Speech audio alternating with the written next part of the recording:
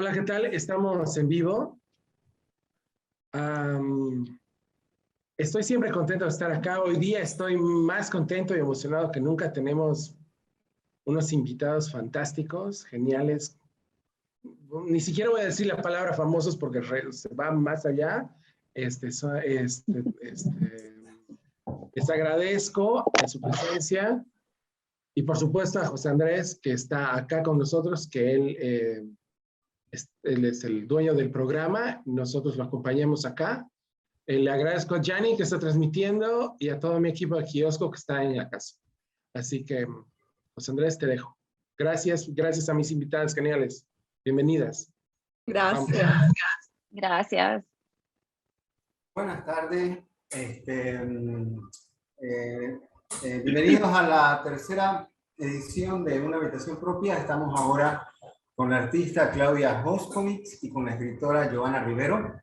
Para quienes nos ven por primera vez, el propósito de estas conversaciones es explorar en los procesos creativos de artistas visuales y de escritores, ¿no? Entonces, he preparado una corta presentación de cada una. Vamos a empezar por Claudia, porque hay gente que nos ve que conoce arte y hay gente que nos ve que conoce literatura, entonces vamos a presentarla, ¿no? Aquí lo tengo, permítanme compartir la pantalla. Eso siempre toma un poquito de tiempo, ¿ya? Ustedes me dicen si se ve, ¿ya? La imagen. ¿Se ve, Todavía no. Sí. Ahora sí. Ahora sí. Muy bien. Claudia Hoskowitz. En Una Habitación Propia. Claudia es artista plástica, vive y trabaja en Nueva York y Santa Cruz de la Sierra. Tiene un magíster en artes plásticas de la New York University el año 2000. Ha expuesto en Estados Unidos y en otros países. Su trabajo se encuentra en las colecciones permanentes del Museo Guggenheim en Nueva York, Video Americas Collection, Cádiz Foundation, París, San Francisco, Banco de la República en Bogotá, Colombia, Sifo Cisneros Fontanas Art Foundation en Miami, Lara 2014, Asia City Trust Foundation, C.B. Richard Ellis Development Corporation en Nueva York, Museo de Arte Contemporáneo en Santa Cruz de la Sierra y la Fundación Simón y Patiño de Cochabamba. Entre los premios, becas y otros reconocimientos recibidos destacan Premio de Residencia Artística, Zacatar y Taparica, Brasil, en el 17º Festival Internacional de Arte Contemporáneo Video Brasil, auspiciado por Prince Claus Foundation. La beca John Simon Guggenheim, una beca en cine y video. Artista en residencia del Lower Manhattan Cultural Council en la Cité Internacional des Arts de París, Francia.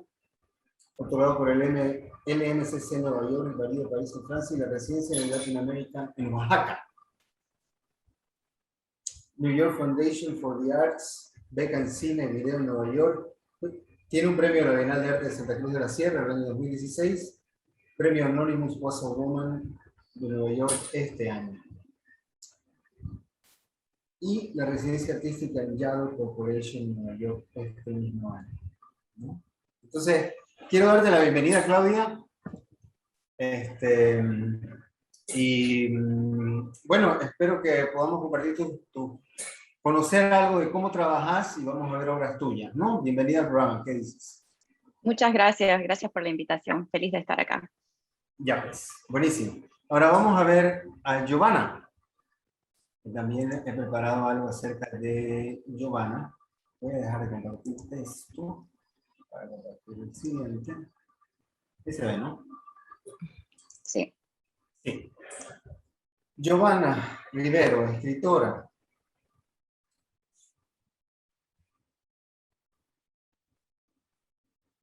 Una habitación propia. Es escritora, catedrática y académica. Nació en Montero en 1972 y desde 2007 reside en Estados Unidos. En 2015 obtuvo su doctorado en literatura hispana en la Universidad de Florida, Gainesville, Florida. Ha publicado Las Camaleonas en 2001, La Dueña de Nuestros Sueños en 2002, Contra Luna en 2005, Sangre Dulce en 2006. No están todas las obras, por si acaso aquí Giovanna Tucson, Historias Colaterales del 2008, Niñas y Detectives del 2009, Elena 2022, La Vera Crónica de un Naufragio en el Tiempo, 98 Segundos sin Sombra en 2014, Lo Más Oscuro del Bosque en 2015, Para Comerte Mejor 2015 y Tierra Fresca de su Tumba este año. Ha recibido los siguientes premios: el premio de cuentos Franz Tamayo en 2005, fue seleccionada por la Feria Internacional del Libro de Guadalajara como uno de los 25 secretos literarios mejores guardados de Latinoamérica. Eso fue en 2011. Tiene un reconocimiento del Ministerio de Culturas de Bolivia por su aporte a la literatura nacional. Premio Internacional de Cuento Cosecha Ñ 2015. Premio Dante Alighieri, su obra Para Comerte Mejor en 2018. Es fundadora de la editorial Mantis Narrativa. Su novela 98 Segundos sin Sombra ya fue, ¿no? Ya fue incluso filmada, ¿no? Por el director Juan Pablo Richter y está en postproducción. Muy bien. Bienvenida, Giovanna. Un gusto. Muchas gracias de verdad, qué espacio lindo que han creado ustedes. No, gracias a ustedes por estar esta tarde con nosotros y esperemos que sea de mucho provecho para las personas que nos ven y para las personas del arte que quieren acercarse a la literatura y lo mismo, ¿no? Y la idea es que empecemos hablando básicamente de cómo empezaron, ¿no? Voy a empezar con Giovanna, porque bueno, Giovanna la conozco y justamente estaba pensando hoy en cómo es el tiempo, cómo pone las cosas en perspectiva, porque yo fui tu alumno en la universidad. Increíble. Claro, bueno, increíble. Y vos eras catedrática y para un estudiante de primero semestre una catedrática era una persona adulta, mayor, ¿no? Pero me imagino que vos en esos tiempos estabas buscando irte, ¿no? A escribir. Entonces, ¿cómo fue que llegaste a ese punto en el que publicaste tu primer libro? Que fue, me imagino, creo, Las Camaleonas, ¿no? No, en realidad no fue Las Camaleonas, pero sí Las Camaleonas fue el libro que de algún modo me dio una visibilidad más consistente, ¿no? En ese momento. Pero fíjate que mi primer libro fue La Dueña de Nuestros Sueños. No, estoy equivocando el título porque se parecen mucho. Fue El Secreto de la Vida, que formaba parte de un librito que publicó Marea Editores. Yo con ese cuento había ganado el Premio Nacional de Cuento de Presencia Literaria. Siempre confundo también la época, ha pasado tanto tiempo, no recuerdo si fue el 92 o el 93, pero yo era muy jovencita. Y fue también una sorpresa increíble, ¿no? Ganar ese premio que venía de un periódico tan prestigioso, tan legendario, ya no está más. Y cuando lo gané y aparece este editor, un escritor peruano, Enrique Tamay, que vivía en Santa Cruz, y me plantea publicar un libro con ese cuento y otros cuentos en los que yo estaba trabajando. Entonces ese fue el primer libro. Fue hecho muy a pulso, ¿no? Con pocos recursos, con mucha juventud y mucha esperanza. Porque ahora tenemos diplomados, tenemos talleres, tenemos un montón de comunicación con el mundo. ¿Cómo se aprendía a escribir en esas épocas? O sea, ¿cómo fuiste descubriendo el oficio de la escritura en el sentido de ya no, bueno, voy a escribir porque me gusta, sino creo que tengo que hacer esto, o creo que tengo que ir por este lado? ¿Entendés? Ir descubriendo ya la parte, no el secreto. Uh-huh. Sí, bueno, creo que la vocación estuvo ahí siempre, porque la vocación empieza en tu lugar de lectora, ¿no? En ese lugar tan curioso y también muy humilde, un lugar muy humilde de mucha búsqueda, de mucha sed. Y yo fui lectora desde que nací, ¿no? Escuchando los cuentos orales de mi abuela, leyendo las historietas que leían en mi casa los adultos. Entonces esa posición de lectora me la alimentaron mucho los adultos de mi casa, mis padres, mis tíos, mis abuelos. Y cuando ya llega el momento de la escritura, creo que estuvo marcado ese momento por una decepción amorosa juvenil, ¿no? Que fue cuando escribo este cuento que gana el premio de presencia literaria. Y entonces esa respuesta que me da el acto de voy a intentar ganar este premio, y la respuesta que me da esa acción, ese riesgo, al ser positiva, para mí fue como un diálogo con mi propia vocación de decir, bueno, esto parece que puede ser mi camino, ¿no? Este es un camino que me interesa recorrer. Entonces, siempre, claro, de manera más intuitiva, porque cuando sos joven está todo eso mezclado de tantas otras pasiones y de tanta ignorancia, ¿no? Sobre la existencia, entonces una vocación deforme, pero muy poderosa. Ahí creo que se funda.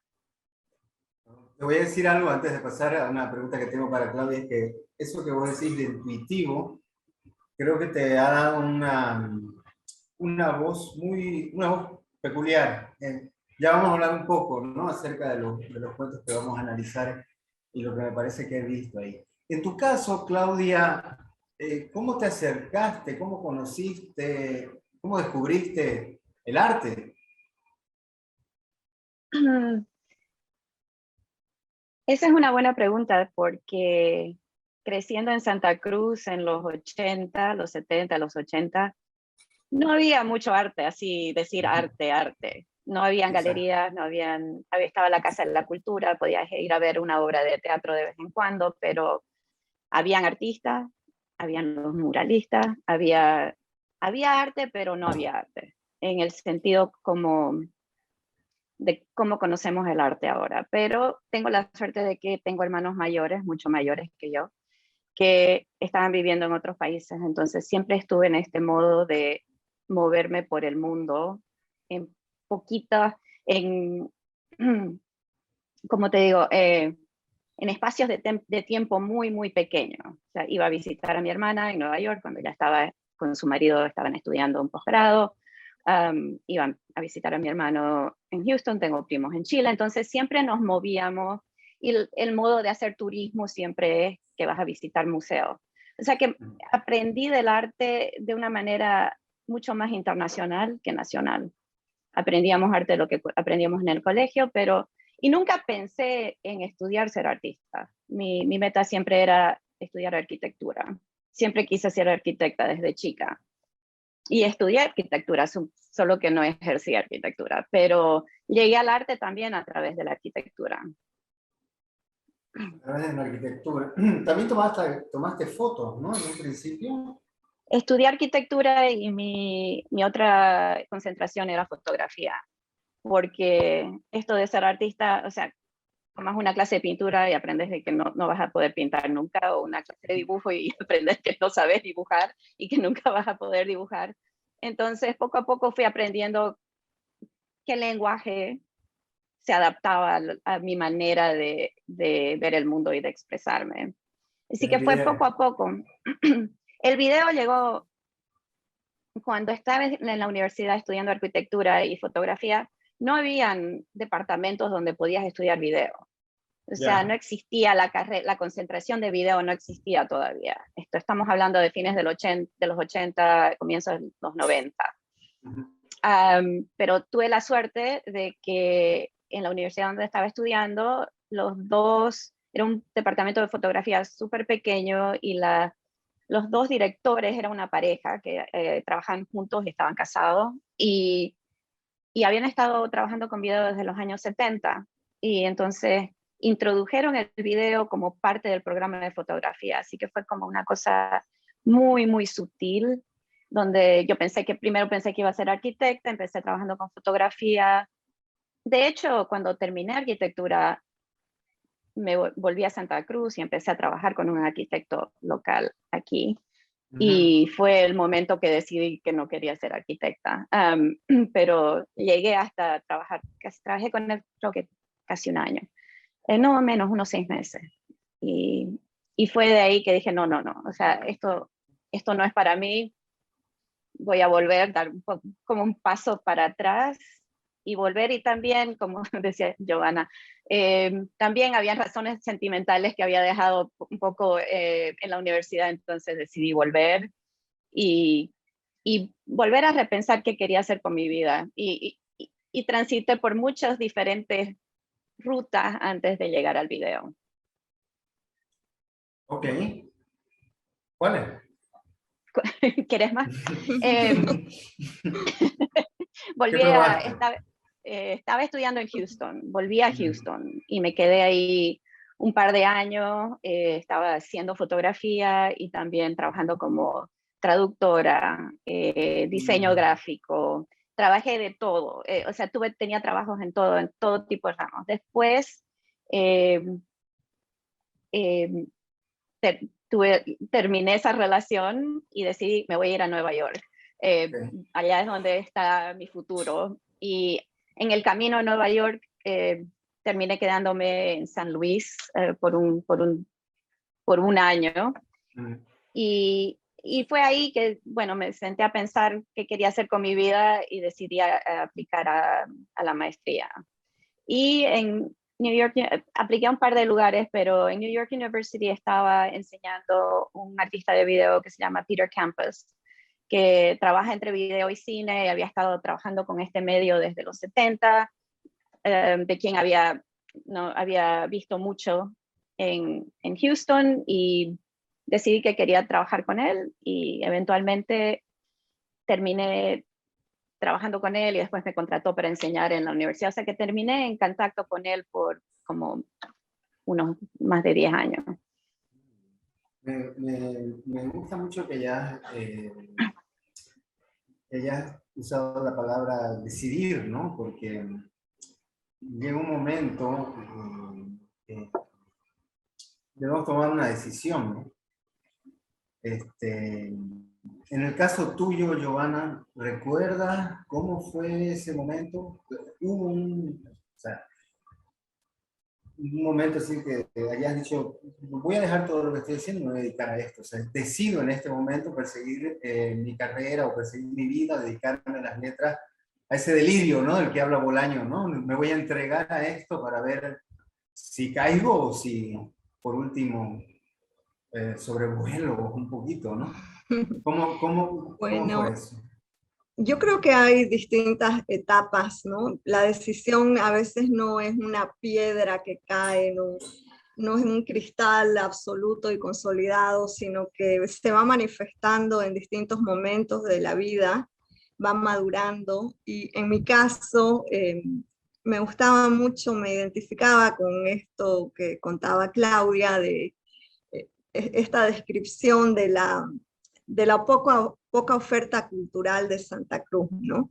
Cuando en los 70 y los 80, si bien siempre ha habido arte, ¿no? Es decir, también tenemos que desmitificar esa idea de que en Santa Cruz el arte surgió hace 20 años, siempre lo hubo, solamente que la industria cultural no estaba para poner a circular, sistematizar ese arte, ¿no? Entonces nos sentíamos muy solas, creo, Claudia, yo y mucha otra gente. Entonces, la decisión en mi juventud viene por esta voz materna tan fuerte que mi madre siempre ha estado ahí y yo lo admito que gran parte de mi vocación vino como, no sé, por hipnosis, ¿no? Porque mi madre siempre me dijo que yo iba a ser escritora y yo creo que internalicé de manera muy profunda ese mandato, esa voz materna, hasta que la hice mía, ¿no? Hasta que fue imposible ya diferenciar de dónde era la semilla de ese deseo. Y ya digamos, bastante adulta, que con mis 2 hijos, separada de mi primer matrimonio, te estoy hablando, no sé, 31 años por ahí, 32 años, me doy cuenta de que el tiempo avanzaba, ¿no? Y que la juventud es muy, muy efímera. Entonces, que el arte es muy celoso también y te pide un compromiso brutal, ¿no? Una vocación espiritual.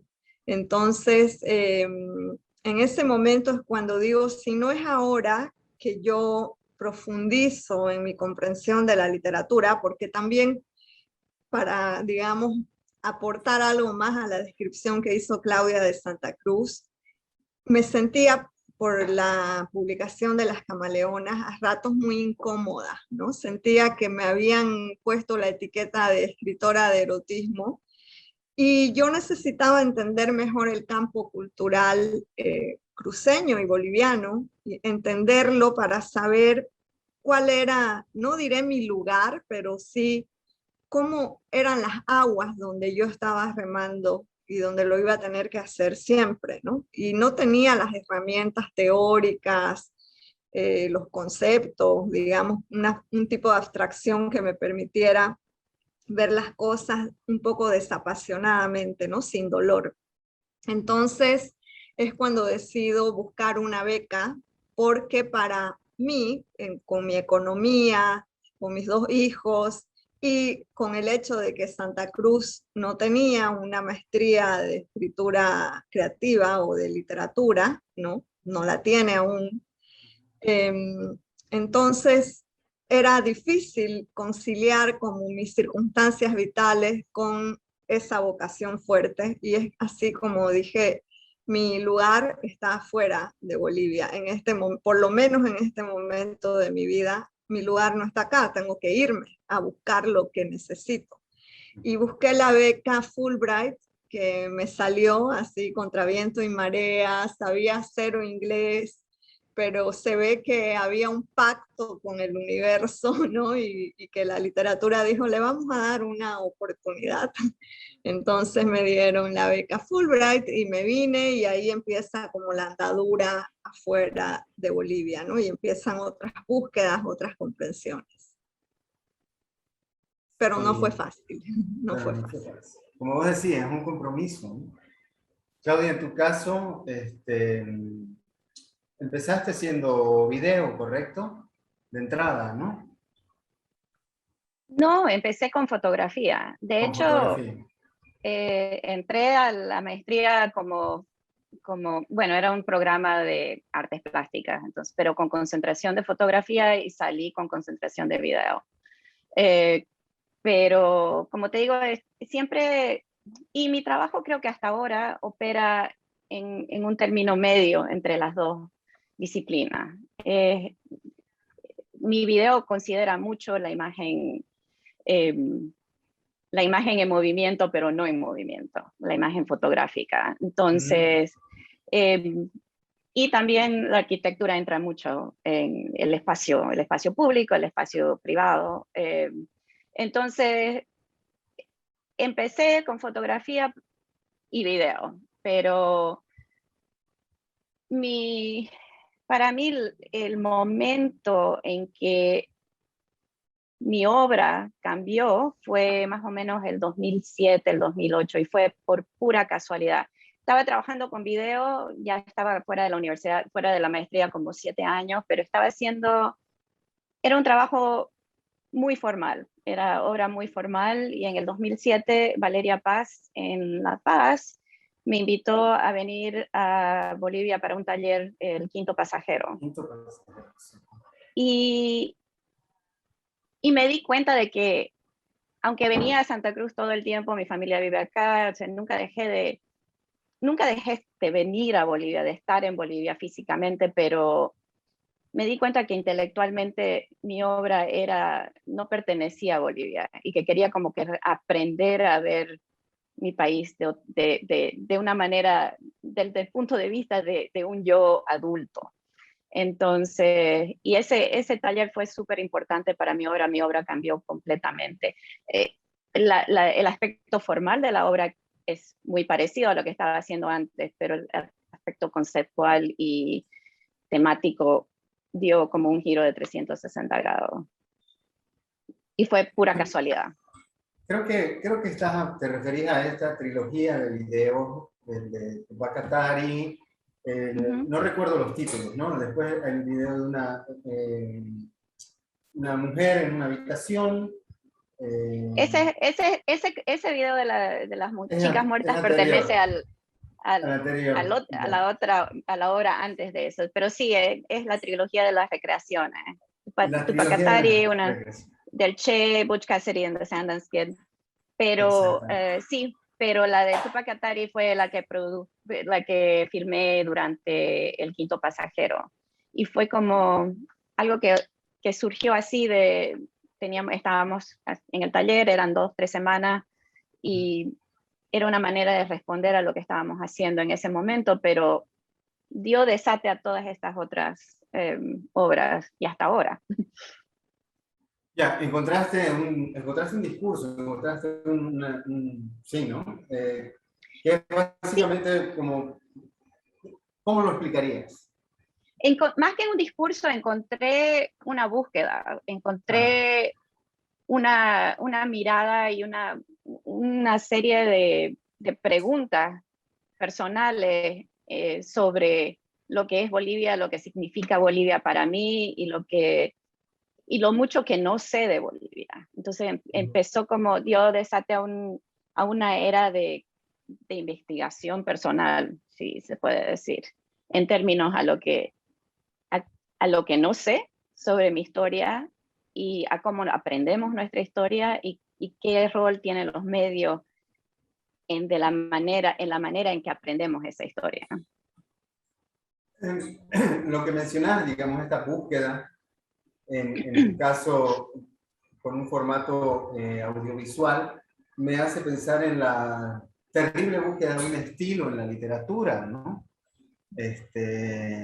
Giovanna, vos has publicado bastante, incluso novelas para niños, ¿no? Y mencionaste recién que el tema de las camaleonas y este peligro que sentías de ser calificada como una escritora del género erótico. Bueno, tuviste que irte para salir de eso, pero más allá de irse, ¿no? La producción constante, ¿cómo fuiste encontrando la voz que tenés ahora? Ya no tienen, o sea, hay todavía erotismo, pero hay muchas cosas más. Hay mucha enfermedad, hay bastante fantasía, hay muchos delirios mentales. Creo que estoy hablando del tema de matar a los padres, ¿no? No sé si me entendés un poco. Sí, ¿no? Sí, sí, sí. Ya. Gracias por hacer como ese breve recorrido de cómo ha sido mi búsqueda, mi devenir, porque creo que así como decía que la decisión no es una piedra que te cae en las manos y la ves clara o no es como estas videntes que tienen, no ves su bola de cristal y decís, aquí está la decisión. A veces la decisión viene tan teñida de incertidumbre. Lo mismo pasa con la voz, me parece, ¿no? Es una construcción, una búsqueda permanente, un camino abierto es la voz. Y solamente te das cuenta de que esa voz ya tenía su semilla al inicio de tus búsquedas, cuando ha pasado mucho tiempo, ¿no? Un poco esto que decía Claudia de mirarse el yo maduro y decir, bueno, esto soy yo ahora, y esto que soy tiene atrás un rizoma, ¿no? Todo un mundo. En ese sentido, ahora, por ejemplo, que he publicado un libro que tiene una llegada muy linda a los lectores, algo que para mí ha sido inesperado, porque yo estoy acostumbrada al camino muy árido, ¿no? Entonces, que un libro llegue tierra fresca de su tumba y que los lectores, las lectoras te devuelvan ese amor es para mí algo inesperado. Sin embargo, cuando veo o reviso, digamos, con qué voces están construidos los cuentos de Tierra Fresca y miro hacia atrás, yo lo que confirmo es que ese interés, esa semilla, esa impronta de lo fantástico, por ejemplo, estuvo desde siempre, ¿no? Y que al principio era un fantástico más declarado, más clásico, más explícito, ¿no? Era, como diría Todorov, ese momento de vacilación en que ya la realidad no es lo que era, ¿no? Ahora creo que ese fantástico sí ahí, pero de una manera más sutil, porque lo que me interesa es esta voz en la que estoy habitando ahora, esta voz con la que narro, digamos, es la voz, yo creo, de la sorpresa ante la existencia misma, ¿no? En aceptar de nuevo con cierta humildad otra vez que no hay una voz súper abarcadora de la existencia, que la existencia te va a salir con un as bajo la manga, que no es solo la muerte, sino, como bien lo mencionabas, el delirio mental, ¿no? La otra vez que me hicieron una entrevista, buscaba yo para un poco responder una pregunta que era bastante amplia, el concepto de delirio, y había ahí toda una teorización sobre cómo el delirio es una producción insólita. Y me gustó mucho eso, ¿no? Porque es una producción, en efecto, y es insólita. Entonces pensé, claro, es esto lo que me llama de los personajes que están instalados en el delirio, que son capaces de producir alternativamente otro mundo, otro discurso, otra realidad, y que solo a través de esas voces delirantes yo puedo acceder a eso, ¿no? Porque de otro modo es forzado, de otro modo no tiene autenticidad. Yo necesito que estos personajes sean como mis guías turísticos, digamos, de esos niveles oscuros de la vida, ¿no? Oscuros, pero también luminosos, en un sentido de que esta luz lastima, ¿no? Es una luz terrible la del delirio. Entonces creo que mi voz, digamos, narrativa, está como orbitando, ¿no? Esos aspectos de la vida, una voz que no llega a ser delirante porque trato de ecualizarla, ¿no? Pero, y que no llega a ser totalmente del fantástico clásico, pero que se mueve en esos momentos en que la realidad se da de frente contra una tremenda pared. Delirio, una producción insólita, podría ser el sinónimo de arte incluso, ¿no? Sí. Ahora, en tu caso, Claudia, a mí me llama mucho la atención en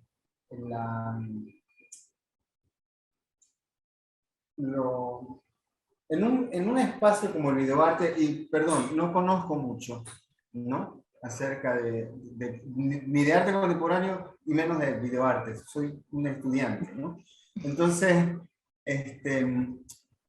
pero tengo la impresión de que el videoarte tiene como una mala fama de ser de baja calidad, de que la imagen no se ve bien, de que se le da mucho énfasis, digamos, a la profundidad de la obra, a la idea de la obra y no tanto a la forma. En cambio, tu obra forma, no solo en contenido, porque ya vamos a ver una obra y la vamos a analizar, la vas a explicar, sino en forma, es impecable. O sea, trabajar la forma de tu videoarte podrían ser pequeñas películas, ¿no? Y eso creo que te diferencia un poco. ¿Cómo desde siempre tuviste la idea ¿cómo podríamos decirlo? ¿De ser impecable? Impecable es buena palabra, creo, ¿sabes por qué? Porque yo creo, entiendo lo que estás diciendo, pero Okay. esa idea de que el videoarte es como un hermano menor del cine y el hermano malcriado que no se viste bien, pues, digamos, eso viene del video de los 70 y de los 80, ¿no? Del video norteamericano, donde artistas estaban trabajando mucho el video, y la razón era porque en ese momento, políticamente, el arte quería posicionarse en contra del cine. O sea, ponerse en una posición donde yo hago videoarte y no estoy haciendo entretenimiento. Entonces voy a hacer algo que voy a tomar la cámara VHS en vez de una cámara de 35 milímetros, y porque también está disponible, es como se dice, un producto accesible al consumidor. Y voy a hacer este video que se concentra en ideas y por ende de tecnología que el VHS no es sostenible en resolución, estamos hablando de una imagen súper chiquita. Tenés toda una época en los 70, 80, donde el videoarte era baja resolución y era parte del proceso, eran artistas haciendo performance y usando video para documentar las performances. Habían artistas haciendo videoarte como por ejemplo mi mentor Peter, hacía también un video impecable, pero utilizaba la tecnología de, ¿cómo se dice? Las cámaras de surveillance technology, CCTV, Okay. no sé cómo se... las cámaras que ahora usamos como las videocámaras. De vigilancia, sí. Exactamente. Pero ahora ya no podemos decir eso, porque lo digital como que ha democratizado la idea de que el video es menos que el cine. Pero en fin, entiendo lo que decís, pero eso también tiene que ver con una problemática de quién está dando el dinero para que el artista haga video, en contraste a quién está dando el dinero para que alguien haga una película. En fin, eso era importante cuando yo estaba estudiando. Entonces, era importante como que ponerte en esta posición de yo soy artista de video, yo no hago cine, no quiero aproximarme al cine para nada.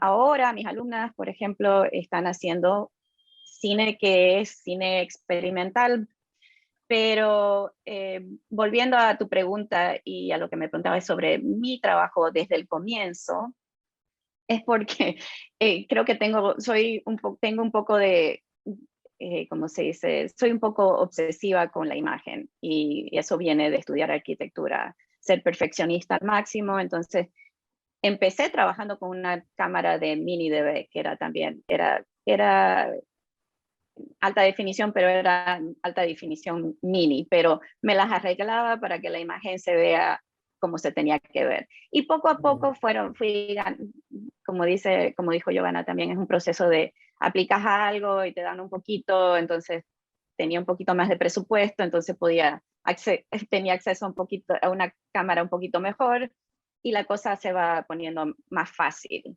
En esta idea de imagen, pero de la manera que yo trabajo, sigo trabajando de una manera que no quiere hacer cine. Quiere hacer cine, es cine que habla sobre el cine, pero que no es cine. No sé si me entiende. Entonces se parece al cine, por eso es que la imagen parece cine, pero al final las historias que están contando no son narrativas. Estás hablando más de la imagen de lo que está por detrás, el concepto que está por detrás, y no es una historia, una narrativa. Entiendo, y de hecho ya creo que es un buen momento para que veamos una de tus obras, y vamos a empezar, si te parece, con cada edificio, ¿ya? Primero voy a pasar unas láminas, voy a leer lo que has escrito acerca de la obra. Luego, no sé si el video dura 23 minutos, pero tenemos un excerpt de 4 minutos en el que podemos, no sé si conversar mientras lo estamos observando, ¿no? Entonces, primero vamos a ver las láminas y vamos a ver las tomas, son unas tomas bellísimas. Pero vamos a empezar con las láminas. Esperen un segundito. Acá está. La obra se llama...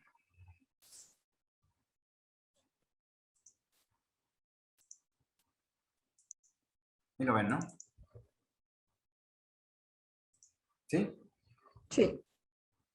Cada edificio de la avenida Alfonso Ugarte, a partir de Ruscha, ¿no?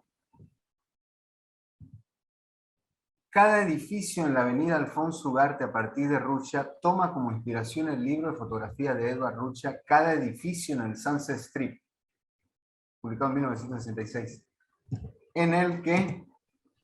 Ahora no se ve tu pantalla. No, sí. No se ven ¿No? los fotogramas, no.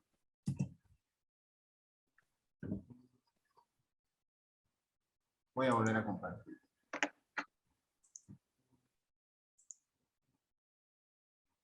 Compartir. Ya. ¿Ahí? Ahora sí. Ahora sí. Ya. Bueno, cada edificio en la avenida Alfonso Ugarte a partir de Russia, ¿cómo se pronuncia? Ruchet. A mí yo tardé Ruchet. años en saber cómo se pronunciaba. Ok. Bueno, él Sí. es un fotógrafo que publicó un libro que se titulaba Cada edificio en el Sunset Strip, en el que fotografió 4 kilómetros del Sunset Strip de Los Ángeles con una cámara motorizada montada en la parte trasera de una camioneta. Vi una foto es un libro tipo acordeón, ¿no? Las fotos se muestran una al lado de la otra en orden y los edificios individuales son etiquetados con sus respectivos números de casa, creando un libro acordeón que muestra un lado de la calle arriba y el otro abajo. Ese es el proyecto de este fotógrafo, ¿no? Te inspiraste en este proyecto, ¿no? Ahora, esto escribió Claudia, ¿no? Vi una edición original del libro en una feria de libros de arte en Nueva York, junto a un libro japonés similar de 1954, que muestra también, como acordeón, un panorama fotográfico de Yoshikatsu Suzuki, de cada edificio en Ginza, en Japón, que tiene una fuerte conexión visual con el libro de Rushe. Ruchet. Aquí, Rushe. Aquí es donde se te ocurre la idea. Ambos libros se crearon en la misma época y utilizaron una técnica similar en una ciudad industrializada, y te preguntaste qué sucedería si vos utilizaras una técnica similar en una ciudad en vías de desarrollo y en un siglo diferente. Pero todavía le diste una vuelta más, ¿no? Porque, bueno, aquí está. Explicas que utilizaste una toma traveling para documentar la avenida Alfonso Ugarte, una avenida importante en el Alto, ciudad satélite de la capital La Paz. Y aquí está, y un sitio de un evento importante en la historia de Bolivia. El Alto es uno de los centros urbanos de más rápido crecimiento en Bolivia y también uno de los sitios donde se produjeron protestas violentas relacionadas con el conflicto del gas boliviano en octubre de 2003, que llevaron al derrocamiento del gobierno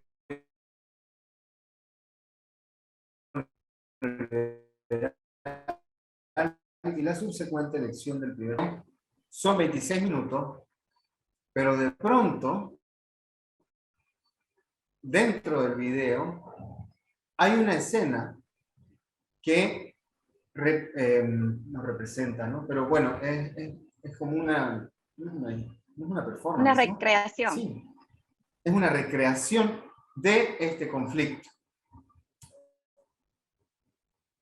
Vamos a ver el extracto que me compartiste, ¿ya?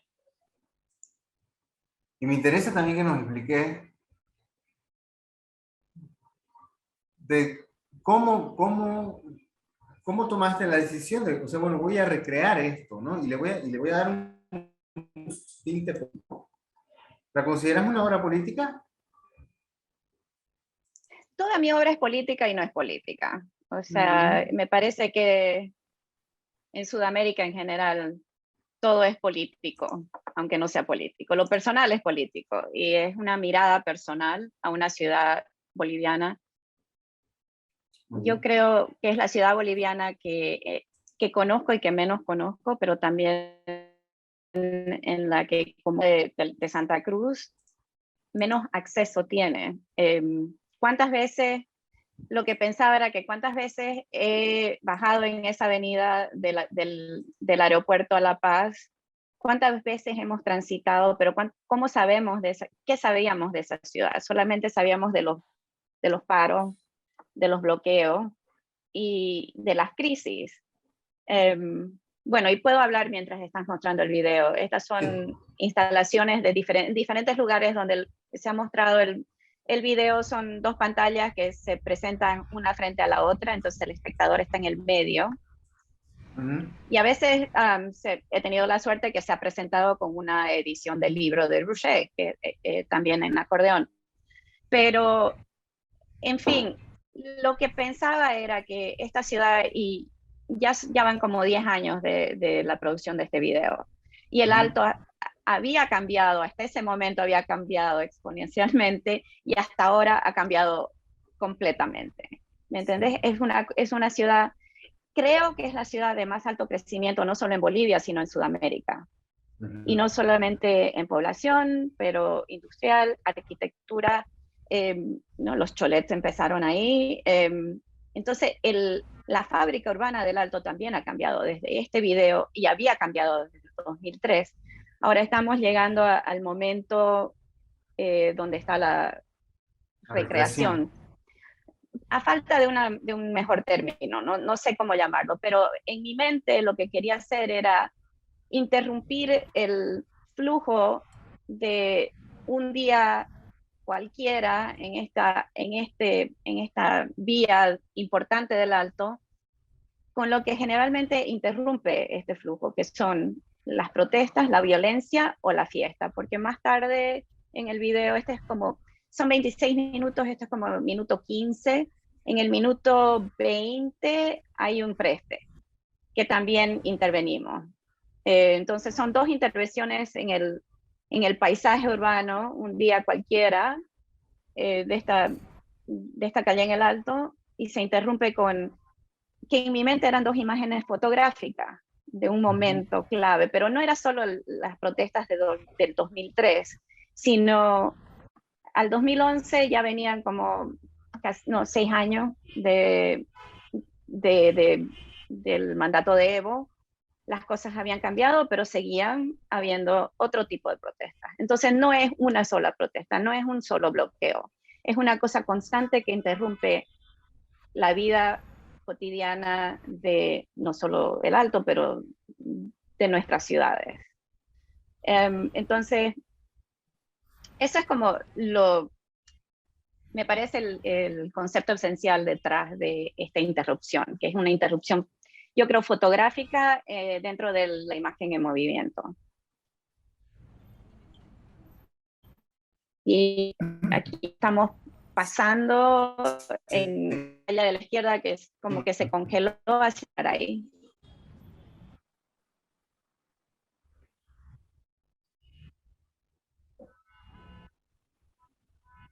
¿Se congeló? Está congelado, está medio congelado, sí. Qué pena. Pero lo pueden ver, está en Vimeo, y el video entero creo que está en Vimeo, si lo buscan con mi nombre, o sea que se puede. ¿Esto no te hace recuerdo, Giovanna, al tema del paneo, la mirada, ¿no? El paneo, la novela moderna de Flaubert? Porque yo veo esta cámara moviéndose y es una mirada completamente desprejuiciada, completamente neutra, pero es honesta y es lo más verdadero que te puede mostrar una cámara, ¿no? Y pum, de pronto te inserta estas recreaciones y se sienten, aún así se sienten verdaderas, ¿no? ¿Qué pensás, Giovanna, de esta obra? Me gusta esto que decís de si esto no te recuerda un poco, digamos, el legado de Flaubert en relación a la novela moderna. Ajá. Porque en efecto, una de las cosas que hace Flaubert es inaugurar el verdadero realismo, ¿no? Porque hasta ese momento se creía que el realismo era contar una réplica de la realidad y que sirviera casi como fábula para dar una enseñanza, porque la realidad te enseña, ¿no?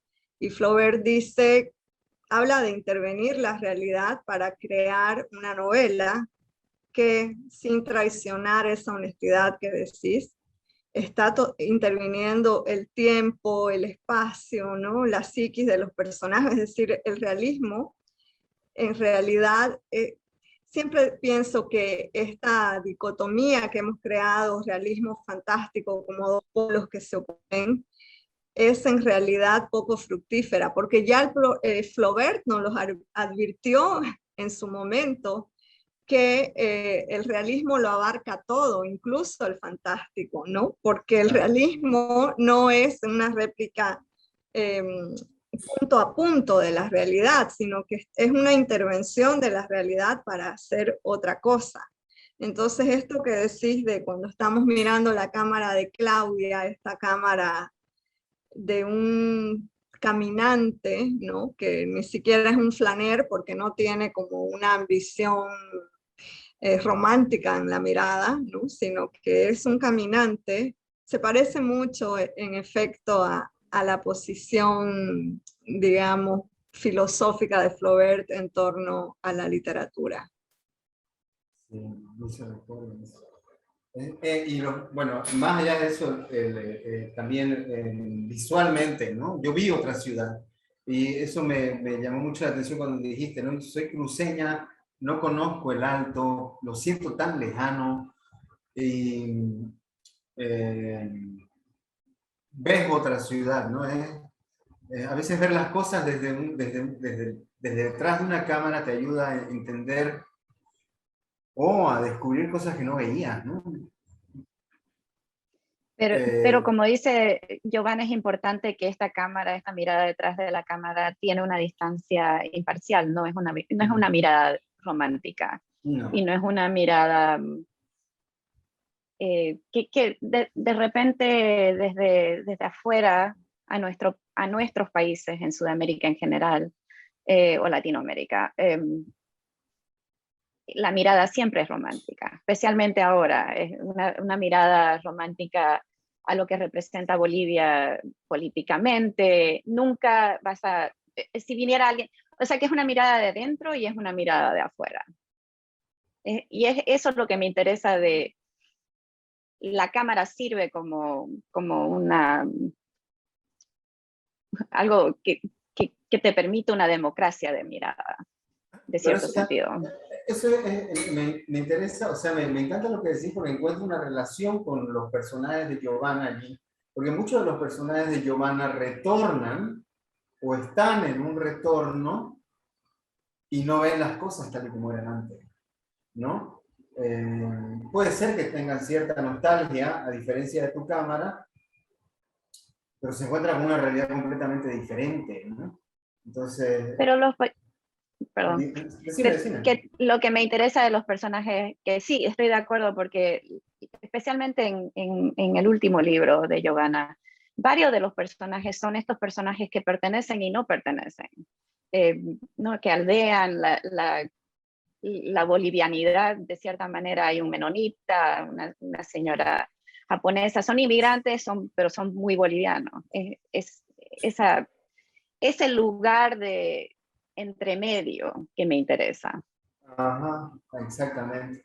Y de hecho, justamente quería que vamos a ver uno de los cuentos ahorita de Giovanna. Hay un cuento que se llama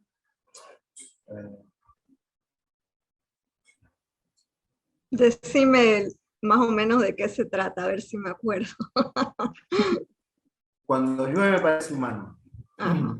Que justamente en ese cuento hay un personaje que se llama Hiromi. Y me encantó, o sea, a ver,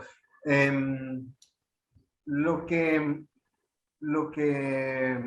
vamos a ver ahorita en Cuando llueve parece humano, y lo que te dije también al principio de la charla, Giovanna, que te dije, bueno, te lo voy a comentar más tarde, es que, espera un segundo, voy a compartir aquí la pantalla. Está. Este sí se ve. Lamentablemente no encontré una portada con la edición del Cuervo, así solita, porque es muy bella esa portada. Pero bueno, mira, ya está ejecutando la presentación. Aquí está, ¿no? Ya. ¿Se ve, no? Sí. Ahí, ya. Lo que te comenté un poco también en el audio, ¿no? Cuando uno está aprendiendo a escribir, te dicen acción, ¿no? Si no sabes qué hacer, que tu personaje haga algo. Y por lo general, las personas, cuando están empezando a escribir, escriben estos cuentos de alguien que está sentado mirando por la ventana y no sucede mucho, ¿no? Y la verdad es que es muy complicado. O sea, siempre pensé, y te mencioné el cuento de Saer como ejemplo, de que para escribir, para lograr una obra que cumpla, y en la que no haya demasiada acción, la poética y el estilo y la voz del autor deben ser muy potentes. Yo creo que este cuento lo logra y también Socorro, pero con crece, ¿no? O sea, me parece que es muy... está, además, ¿sabes qué sentí mientras lo leía? Que es algo muy bello, que me estás llevando de la mano, ¿no? Y no hay oración desperdiciada, no hay palabra desperdiciada, una cosa me lleva a la otra. Por eso dije que me parece impecable, ¿no? Entonces, no vamos a hacer un repaso total por el cuento porque no vamos a contar la historia, pero sí te voy a dar unas pequeñas cosas que me llamaron la atención, las voy a mostrar y luego te voy a pedir que me expliques un poco el proceso de creación de este cuento, ¿no? Nosotros tenemos una señora que es el personaje central del cuento, la señora Keiko, que al principio del cuento ya está abonando la tierra. Y lo que va a hacer a lo largo de todo el cuento es trabajar en su jardín. O sea, el cuento ocurre en unos cuantos minutos, correcto, ¿no? Sí. Pero, ¿qué es lo que nos enteramos de ella? ¿Qué aprendemos acerca de Keiko? Yo lo tengo aquí el libro, lo tengo aquí el cuento. Cuando yo me parece uno. Solamente en los primeros 3 párrafos, 1, 2, 3, sí, 3 párrafos o 4, ya sabemos que siente que ha gastado su vida en Santa Cruz. Y la palabra gastado, ¿no? Está puesta ahí, esa palabra está puesta ahí. Recuerda la vida de Colonia Okinawa, creo que con nostalgia, ¿no? O sea, como un tiempo mejor. Es muy detallista con el cuidado de las plantas y les habla como si fuesen hijas suyas. Vamos descubriendo todos estos detalles de la personalidad de la señora Keiko. Es viuda, su esposo falleció hace aproximadamente 6 meses, y después se nos van a revelar muchas más cosas de la relación con el esposo, de la relación con la hija.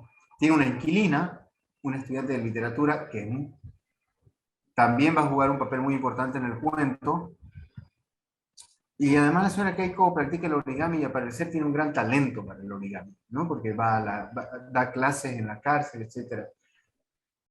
Es conmovedora la señora desde un principio, ¿no?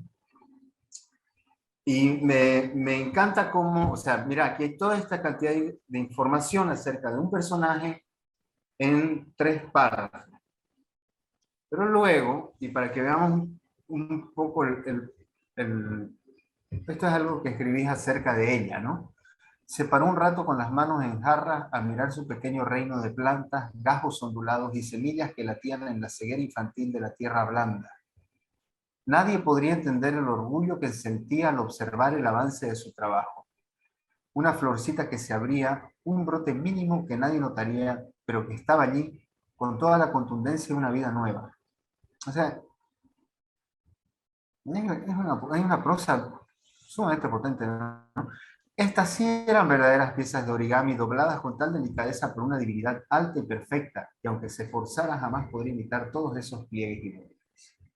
Y podría agarrar muchas más partes del cuento para mostrar, pero quiero que veamos cómo la narradora, porque es una narradora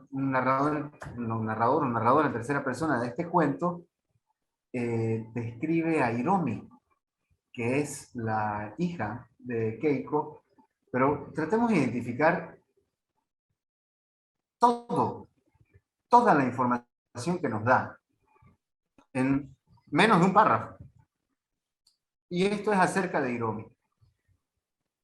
Y tampoco estaba obligada a volver a la colonia, al norte de la provincia, para trabajar gratis por unos días al mes, como hacían los otros jóvenes de ascendencia japonesa. Podía aceptar una vida como cualquiera. Si lo hubiera querido, incluso habría tenido la posibilidad de solicitar una beca en alguna universidad japonesa. Era una forma de reparar las ramas quebradas del gran árbol genealógico, una forma de recuperar esos hijos que la guerra había escupido a lugares del planeta donde los había esperado la jungla cerrada, el agua sucia e indómita, las desconocidas alimañas y, a veces, también el amor y la prosperidad. Hiromi, sin embargo, se sentía plenamente boliviana, oriental, camba, y no se imaginaba otro lugar en el planeta que la reclamara. La joven había usado el argumento de que el periodismo es un oficio cultural que se debe nutrir de lo inmediato y que de poco le habría servido formarse con criterios internacionales para ejercer luego en una ciudad donde la violencia no se expresaba con esos retorcimientos exquisitos del Japón, sino de forma ordinaria, sin poesía. No has hablado de Hiromi, pero no has hablado de la colonia, no has hablado de un evento en la historia de Japón, toda esa migración, ¿no? De ese desgarramiento que debe sentir la patria japonesa por perder a su hijo. Y después nos estás hablando de Santa Cruz y todo. Es una construcción condensada, llena de información y creo que es ejemplar, ¿no? Ese es mi pequeño análisis, ¿no? Entonces, yo quisiera que me expliques cómo nació la idea de este cuento y qué tanto, qué tanto te costó escribirlo. Bueno, primero, muchas gracias por tus comentarios, por tu impresión, ¿no? Por tu entusiasmo con este cuento. Este cuento yo creo que sí, cuando aparece una historia y se formula en sus contornos, es porque estuvo muchísimo antes en el subconsciente, ¿no? Y parte del placer también narrativo, autonarrativo, es poder descubrir en tu propia imaginación en qué lugar secreto de tu memoria estaba guardado ese cuento que de pronto se manifestó en una cierta época, pero que para mí nació mucho antes y tiene que ver con mis compañeras japonesas de la colonia Okinawa, ¿no? Mis compañeras de escuela de María Auxiliadora, colegio de monjas, que para mí era un misterio maravilloso, porque hablaban japonés y español, porque algunas sabían hacer origami, otras sabían además inglés, cantaban las canciones de Madonna así maravillosamente. Es decir, era un mundo de talentos que me parecían inalcanzables. Eran como que un enigma, ¿no? Eso es lo que era, un enigma. Entonces, el cuento nace ahí, pero yo no lo sé reconocer durante muchos años, porque el enigma está en forma latente aún, ¿no? Y hace unos años, el 2015, entonces leyendo, no me acuerdo qué cuento de otra autora, aparece mi cuento, ¿no? Aparece y digo, yo tengo un personaje, tengo una anciana, pero además una anciana que me sirve para hablar de mi propia abuela. Si bien mi abuela no tenía ni un pelo de japonesa, esta anciana me servía para hablar por lo menos de qué era mi abuela para mí, de cómo yo la percibía, ¿no? Esta mujer apasionada por las plantas, esta mujer que podía crear un pequeño Edén de la nada y que además, ahora también cada vez los recuerdo más claro, buscaba una planta utópica, ¿no? Buscaba una planta que no existía, es decir, ella la describía, pero nunca encontrábamos la planta en ningún vivero de Santa Cruz. Entonces, una planta que estuvo en su imaginación, y eso ahora a mí me conmueve mucho, ¿no? Alguien que persigue una planta y que no la podés encontrar, porque en realidad es la flor de la imaginación. Y en ese sentido, este cuento se alimenta como de esos enigmas, ¿no? Es un cuento hecho de enigmas. Y quizás la prosa trata, de algún modo, de tocar un poquito el enigma. El enigma siempre se va a retraer, ¿no? Siempre se va a sustraer de la materia. Entonces, y la letra es material. Entonces, en la medida en que se acerca a la prosa, el enigma se sustrae, y por eso es una prosa que cuidé muchísimo para poder tocar, aunque sea con la puntita del dedo índice, eso que yo estaba buscando. Sí. ¿Lo has leído este cuento, Claudia? Está sin audio, Claudia.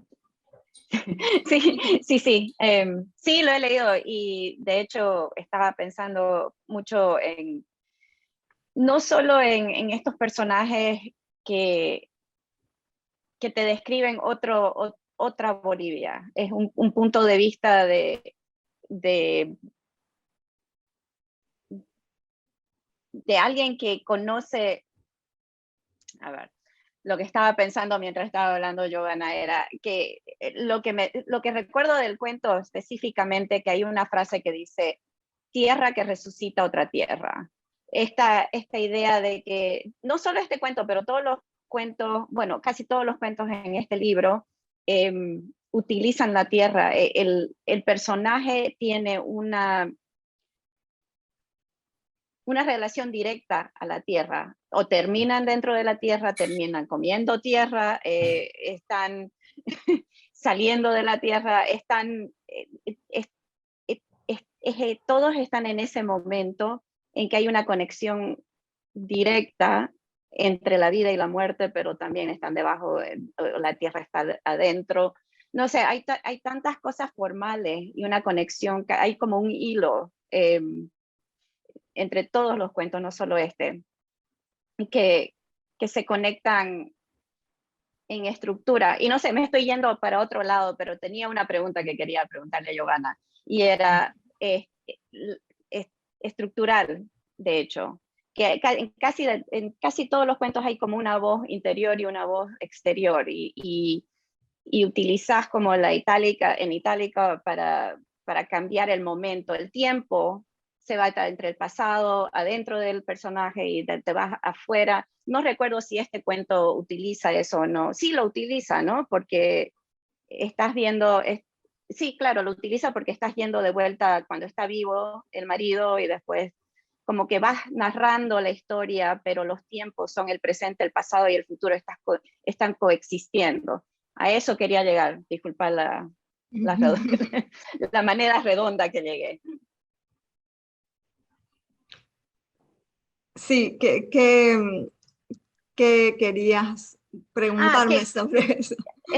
Que la manera en que utilizas el tiempo, ¿querés que el lector esté en constante, como que tu lector está yendo dentro, está yendo al pasado y al futuro con vos? O sea, como que estamos viendo al mismo tiempo casi, simultáneamente estamos yendo estamos viviendo diferentes tiempos con los personajes, pero ¿a dónde nos querés llevar al final? Porque generalmente en el final terminas revelando algo, ¿no? Como que al final de este cuento terminamos poniendo todo juntando todas las claves que nos has dado en el cuento. Entonces, ¿cuándo querés que lleguemos con vos a ese momento? O sea, nos tenés como siempre en este lugar donde no sabemos dónde estamos, si estamos en el presente o en el futuro, en el pasado. Sí, es cierto que hay un manejo como de espiral, ¿no? En los tiempos de mis relatos. Y esta espiral de algún modo tiene que ver también con un presente en el que yo quiero instalar una epifanía, ¿no? La voz narradora quiere instalar una epifanía porque si no, no hay cuento para mí, ¿no? Si el personaje, como me gusta esta pregunta que haces, ¿a dónde nos querés llevar? Quiero, mi ambición bien ambiciosa, es llevar a un momento de revelación, ¿no? Que no es lo mismo que la sorpresa estructural que a veces se enseña en un taller de literatura y que te dicen hay que manejar la información. No se trata para mí de administrar cuánta información le doy al lector o no es eso, no me gusta de hecho tacañear una información que puede ser valiosa, sino más bien de ir tejiendo un momento en que el personaje descubre algo que ya tiene adentro, como nos sucede a los seres humanos con nuestras epifanías, ¿no? Esos grandes momentos de la existencia, ese eureka ontológico que te dice, de lo que hablábamos un poco de la vocación, hacia allá quiero ir o esto es lo mío. Y que se llega ahí no siempre de manera suave, se llega con mucho dolor, ¿no? Entonces a mí me interesa que el personaje nos lleve con él a este momento epifánico en que nos muestra su verdadero rostro, ¿no? Creo mucho en la metáfora de mostrar el verdadero rostro.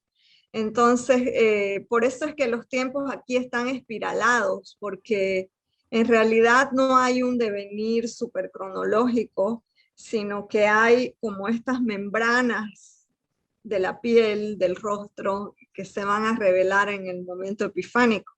Entonces, claro que eso exige como un trabajo, ya hablando estructuralmente, de artesanía, ¿no? En el sentido de que ahí sí toca intelectualmente ver que en vez de tener una espiral de tiempo no te quede, no sé, un puré de tiempo, ¿no? Una masa informe, sino que evidentemente se pueda sentir como ese, digamos, esto que te abraza de la vida, ¿no? Que este ir y venir entre el pasado y el presente, que es el abrazo de la vida. Entonces, también por eso muchos de mis personajes son adultos. Creo que en Tierra Fresca no tengo voces niñas que cuenten, porque me interesa justamente llegar como a esta madurez de la voz, en que se recogen todos los tiempos, la infancia, ¿no? La posibilidad de la vejez. Entonces, las voces son adultas por eso también. Si puedo añadir algo acerca del tema del tiempo, creo que también en una cuestión de herramientas, te funciona mucho el hecho de que en varios de estos cuentos, y por ejemplo en este, utilicé a un narrador omnisciente. Y eso es muy extraño en un cuento, ¿no? O sea, el narrador que lo sepa todo, ¿no? Yo creo que esa es una de las... ¿Te acuerdas al principio cuando decía, aprendí primero por intuición y luego me formé y conocí la forma? Me parece que eso es algo que te ha quedado de esa intuición, ¿no? Porque tenés varios cuentos con narradores omniscientes que te dan la posibilidad de ir a estos saltos temporales y mostrarnos los pensamientos de distintos personajes, que son cosas que los escritores formados desde un inicio académicamente tal vez no se atrevan a hacer, ¿no? Entonces, por eso veo que en tu estilo hay como una gran libertad, como lo que decís, ¿no? El instinto, ¿no? Y eso me llamó la atención mucho también de Tierra Fresca, de su tumba y de Para comerte mejor y los anteriores libros, ¿no? La presencia de un narrador que no te recomiendan, digamos, en la academia por lo general, ¿no? ¿Correcto, Giovanna? Sí, es cierto. Sí. Y bueno, aquí también, fíjate que está la voz omnisciente, es una voz que efectivamente sabe mucho, aunque justamente para mí parte de, digamos, del desafío mismo que me impongo es, lo sabe casi todo, pero hay algo que solo lo sabe el personaje, ¿no? Y entonces ahí es cuando interviene la voz yoica, porque les reservo un espacio a esa voz dentro de los cuentos, en una suerte de caja china, si querés, ¿no? Sin embargo, en los últimos años, yo también de una manera consciente y conociendo mis propios procesos, traté de no entregarme de lleno a la primera persona, porque la primera persona es muy tentadora, ¿no? Puede hasta resultar cómoda en cierto momento, porque estamos acostumbrados en la masa que somos, en la carne que somos, a hablar en primera persona, ¿no?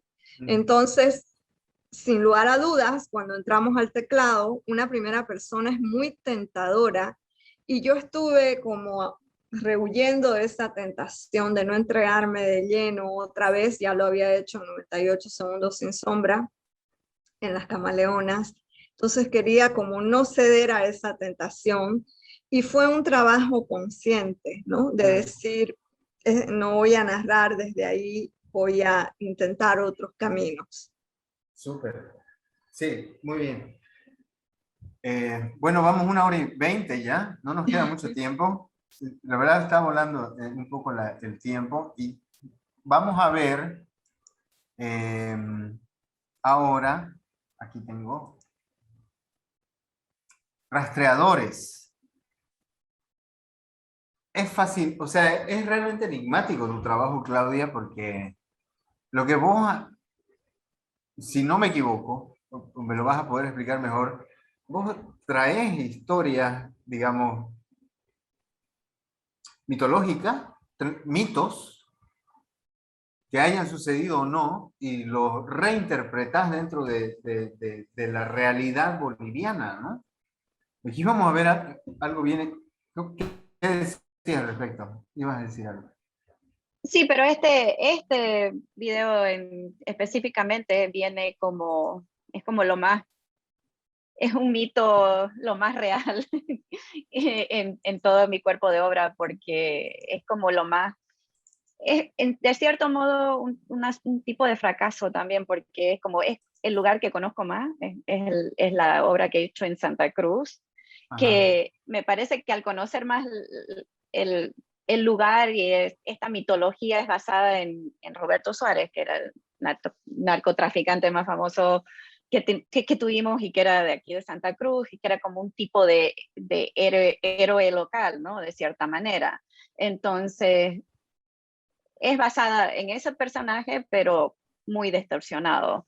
Pero a lo que me voy es que no hay cierta distancia que siempre trato de mantener en otras obras y es porque conozco demasiado bien Santa Cruz. Pero bueno, trabajé con un amigo muy querido, Pedro Albornoz, en el texto. O sea, la voz en off es escrita por Pedro y editada por mí. Entonces había ese tipo de distanciamiento de alguien que no es de Santa Cruz. Entonces el relato lo relata Pedro a través de lo que yo le cuento y terminamos haciendo esta cosa, un pastiche de algo que sí existió en este lugar. No sé si me explico. Lo voy a poner el video y porque es una historia, ¿no? O sea, es Más o menos.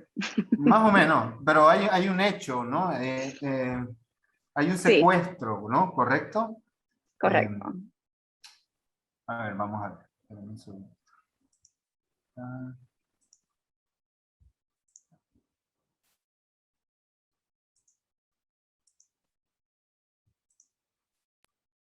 me parece que ahí se ve, ¿no?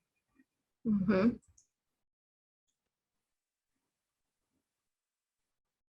Aquí, el retrato discreto del gran hombre y su amistad heroica. El matrimonio alquímico. Una historia escrita en olivo militar y tierra escarlata.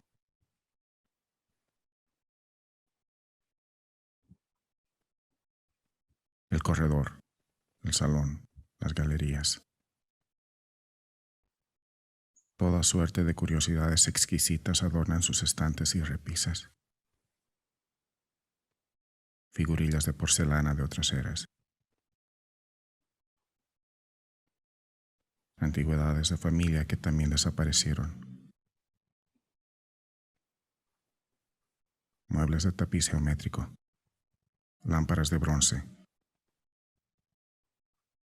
Una mesa de caoba con la sombra de una delgada veta blanca granulada. Las infaltables sillas de diseño colonial de cedro ennegrecido que simulan abolengo y tapan el olor a dinero fresco. Hay una repisa dedicada a las típicas fotos de la típica familia, salvo una que muestra al padre, la madre y las hijas y, algo alejada del grupo central, una muchacha con un bebé en brazos. El ama de llaves de la familia. Fernando, a quien nadie llamará hermano, heredó su tez.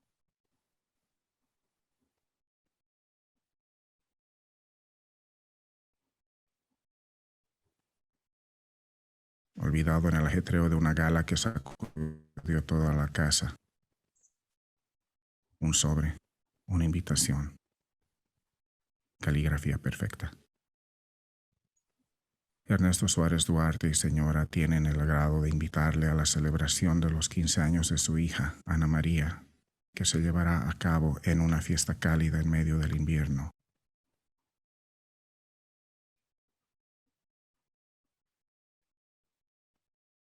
Ana María tiene la costumbre de entrar a la casa directamente de la piscina, mojando todo su camino. Una de las misiones de Mamá Sara es correr tras ella, invisible, con toallas y una bata blanca.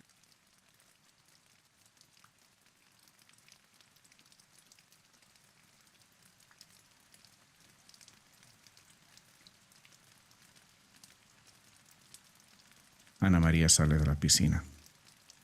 Mamá Sara la cubre y ayuda a secarse. Cumplido el último capricho de la niña, debe ahora prepararse para su presentación en sociedad.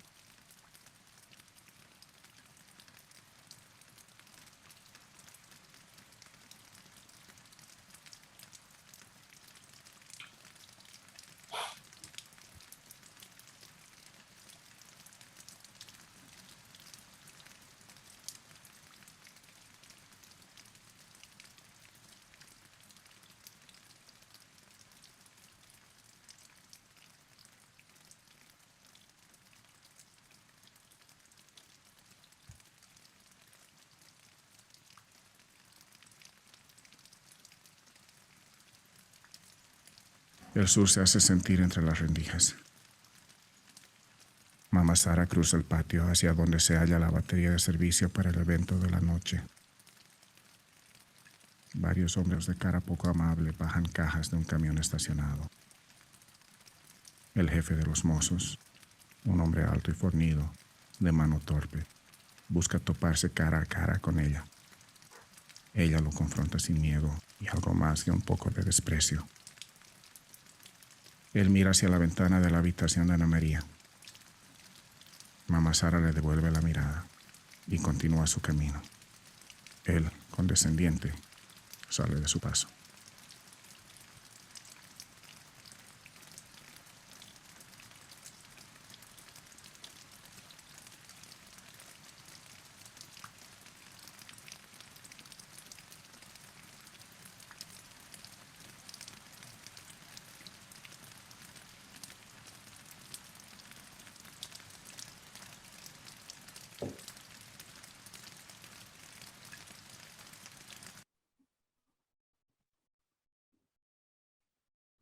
¿Qué decía? Y al final una pequeña luna buscando un lugar en el firmamento. ¿Eso decía? Sí, ¿no? Sí, son como 4 o 5 capítulos y cada uno tiene algo del texto. O sea, el nombre del capítulo, el título del capítulo viene de algo que pasa en el texto. Pero bueno, no hay una historia. La idea era como narrar un momento. En ese momento, ese momento que se vivió en Santa Cruz en los 80, que era una decadencia sin límite, y al mismo tiempo teníamos, no sé, la idea detrás del video, entonces la casa en este estado, el Museo de Santa Cruz, representa eso, una decadencia, algo que pudo ser un momento histórico que pudo ser increíble, pero que está totalmente dañado por todo lo que pasó económicamente.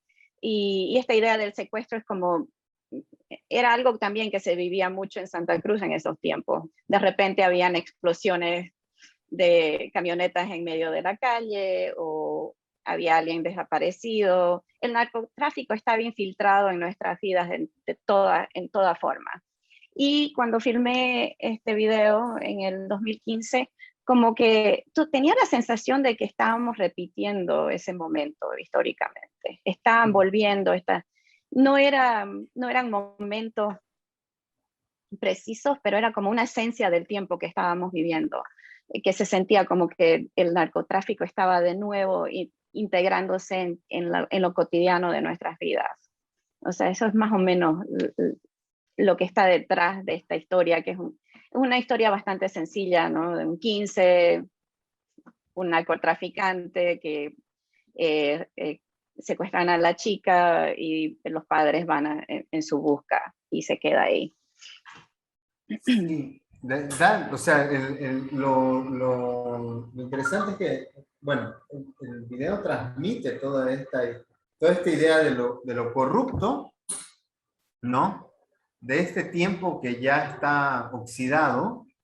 Incluso los personajes parecen fantasmas dentro de esta casa abandonada, vistos ahora, ¿no? Por la manera en la que caminan, etc.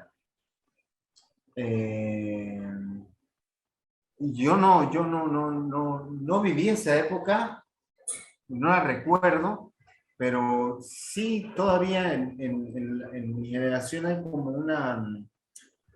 un espanto hacia lo que se vivió, o sea, hacia lo que mis padres vieron o mis primos mayores vieron, ¿no? Y todas las historias que contaban, ¿no? Y como persona cruceña, encontrarme con un video así que haga referencia a esas épocas me produce terror, ¿no? Es inquietante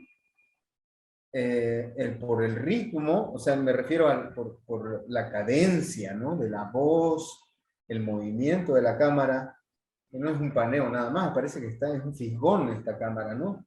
Parece, no sé, parece que estamos mirando algo que está oxidado.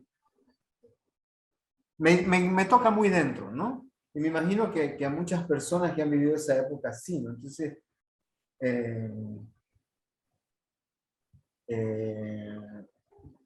te genera cierta incomodidad y como hasta desprecio, ¿no? Por lo que se vivió, ¿no? No sé si estoy hablando de más, pero eso fue lo que me hizo sentir.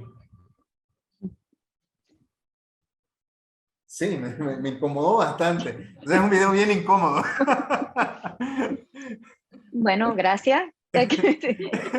Pero sí, y como te digo, es algo que de cierta manera no hay esa distancia, a mi parecer, que me gusta tener detrás de la cámara, como utilizarla como una barrera. En este video funciona un poquito de otra manera y tenía intenciones de hacer una segunda parte y hasta ahora no he llegado a hacerlo, porque también a mí me parece, es un lugar bien incómodo desde donde trabajar y hasta ahora no sé si lo hice bien o no, pero de todas maneras para mí es una obra importante en cierto sentido. ¿Te referís a que es incómodo por el contexto No, porque como te digo es algo que sí conozco bien, entonces como que Okay. Y me cuesta más articular lo que quiero decir en términos de imagen. No hay un mensaje tan claro, una cosa mucho más ambigua. Sí. Pero es hermoso, me encantó, me gustó mucho además todo lo que dijiste. Y esto que decís de lo ambiguo me parece muy apropiado porque así es como procesamos luego en la memoria, ¿no? El registro de la memoria tiene esta impronta del sueño, de la pesadilla, ¿no? Que nunca se va a manifestar con una narrativa súper lógica, sino que va a tener esta imagen, digamos, esto trastornado, ¿no? Y me gusta mucho el video y también la reflexión que hiciste sobre esa década siniestra realmente, y en el video hay ese registro sutil de lo siniestro, me gustó muchísimo. Gracias. Sí, Y claro. de cierta, perdón, de cierta Sí. manera era por eso que te preguntaba por tus tiempos, porque era exactamente eso que vos haces también en tus cuentos, es lo que estaba tratando de hacer en este video con la imagen, de ponerte en un lugar entre medio, ¿no? De cómo registramos momentos que hemos vivido, lugares que hemos conocido y y hay dos pantallas que en ciertos momentos te muestran lo mismo, pero hay una cosita un poquito diferente. Hay un mesero y en el otro no hay el mesero, cosas así, están parados de diferentes maneras, pero es la misma escena. Entonces como que estás en un lugar que nada es fiel a lo que sucedió. Súper. Creo que Rodri ya está acá un poco para avisarnos, pero vamos a hacer un repaso más. Nos queda un repaso por el cuento Socorro de Giovanna. Me fascinó también este cuento. Es un cuento terrible. Terriblemente bueno. Cuando digo que algo es terrible, me gusta mucho. O cuando... Sí, entonces, sí, yo manejo una digo. similar. Sí. Ajá. Yo Ajá. también. Ya, entonces estamos... Lo que pasa Estamos es que de Socorro... acuerdo. ¿Estamos de acuerdo? Sí. Socorro es un cuento terrible, un final mucho más terrible, pero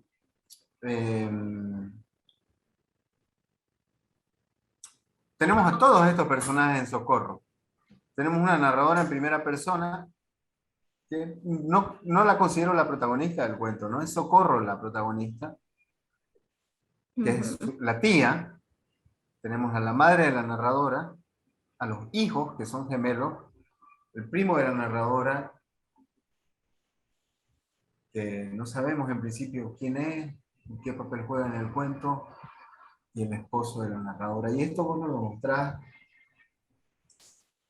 al inicio del cuento, nos das todas las piezas que van a jugar en este cuento, nos las das creo que en los dos primeros párrafos. Estos chicos no son de tu marido, dijo la desquiciada de Socorro. Hay una cantidad de información ahí solamente en esa oración ya clave, ¿no? En el desayuno, mirando a los gemelos que se disputaban la dirección de un dron frito, un regalo de León. Podríamos asumir a ella que León es el esposo. Tan parecida al efecto Botox que había notado mi propia madre, pones más adelante apenas verla. Yo no había visto a mi tía muchos años, dice la protagonista, y luego, o la narradora, les digo, solo podía notar lo bien que la locura la había protegido de la violencia de la vida. ¿Cuántos años tendría la loca? Hace hincapié bastantes veces en su tía está loca. Esos chicos, continuó la loca de Socorro, son la encarnación de tu primo. Y ahí están todos los personajes del cuento, en los primeros 2 o 3 párrafos, ¿no? Y aquí no supe en ese instante si me estremeció más la calumnia de la loca o la carcajada con que acompañó eso que parecía una admonición. Es como una... Admonición es como una... no es verdad, ¿sabes? Advertencia, ¿no?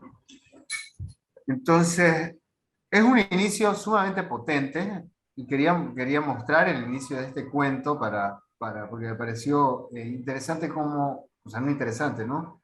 Es un cuento en el que vos vas a leerlo y vas a decir, bueno, aquí están todas las piezas puestas y cómo se va a desarrollar la historia ya es lo que viene adelante, ¿no?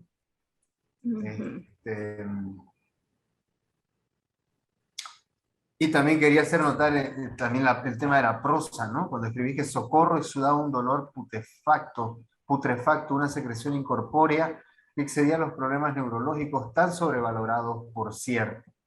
Era así, con esas estratagemas de la neurosis excesiva, como defendía esa familia de 2 que formaba con su hermana, mi madre. A media mañana fuimos al santuario de Cotoca. Mamá quería ofrecer a los gemelos en la misa dominical. Me encanta aquí es que tenés una capacidad para... Mira, como todo parece ir muy bien, todo parece estar dentro de lo normal y de lo esperable, hasta que llegamos a las últimas 3 palabras, ¿no? León y yo habíamos tenido un animano desacuerdo al respecto, algo que no llegó a convertirse en un conflicto porque mi marido asumía una identidad todoterreno cuando salíamos de vacaciones. Una capacidad de autoenajenación que yo envidiaba, pues en mi caso, y hasta aquí vamos muy bien, es una persona común y corriente la narradora, pues en mi caso las pausas solo conseguían iluminar y acá, las regiones de mi vida en las que habitaban fantasmas, ¿no? Entonces, en esas últimas 3 palabras se nos abre un mundo de posibilidades hacia dentro de la mente de esta narradora, y quería destacar esto en tu estilo, ¿no? Me parece que todo está muy bien, pero de pronto estas narradoras salen con una idea, una manera de ver el mundo que te hace saber de que adentro de ellas hay fantasmas o adentro de ellas está creciendo algo, no sé, ¿no? Un repaso muy rapidito porque ya estamos Sí, cortos sí, de sí. tiempo, ¿no? Pero me gusta mucho cómo estaba construido Socorro. Lo considero un cuento de terror.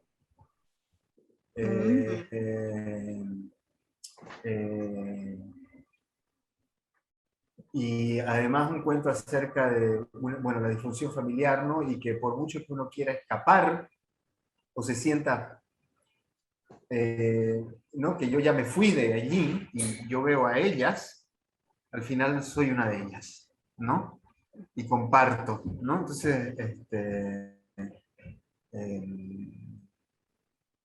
Sí, sí, nada. sí. Me gusta mucho esto que decís de que lo consideras un cuento de terror, porque claro, una de las cosas en las que últimamente he estado pensando mucho por este tema de la etiqueta gótico andino que se ha puesto a circular con bastante frecuencia, es justamente hasta qué punto la literatura debe seguir resistiéndose a acomodarse en los géneros, ¿no? Porque en el rato que nos acomodemos, hay algo que muere en la ambición de la narración, en la ambición de la imaginación.